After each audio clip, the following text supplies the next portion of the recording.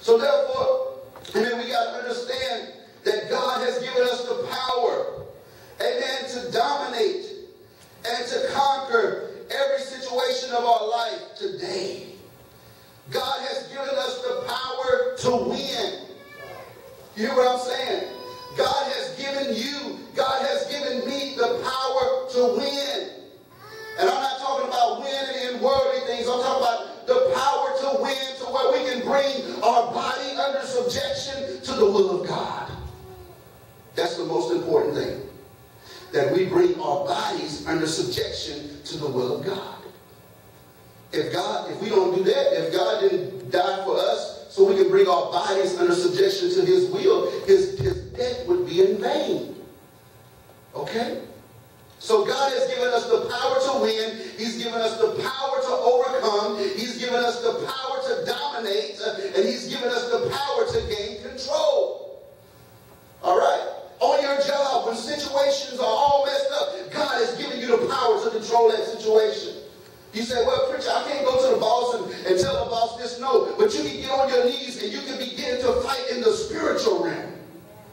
See, we wrestle not against flesh and blood, but we wrestle against principalities, against powers, against rulers of darkness. No, you can't go before your boss and say, hey, boss, I'm going to straighten you out. But you can get on your knees and you begin to pray and say, Lord, I need some help in this area. And then my boss is doing this and my boss is doing that. You can take control of the situation through prayer.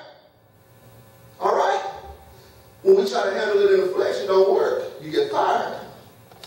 But you can pray. You know why? Because you have a covenant with God. God hears your prayer. Amen. God hears your prayer. So just like he made Joshua and them to conquer in the flesh and they killed people back then. See, we don't war like that today. That's not our warfare. Our warfare is in the spirit. So we conquer in the spirit. Children are acting up, pray. I mean, you can only whoop them so much. I started whooping my kids so much. It was just like they got a second nature. Got what? Second nature. Yeah, they got what? Immune to it. It's like, okay, Daddy, go home with me. You know. Sometimes you gotta pray too. You gotta pray for your children.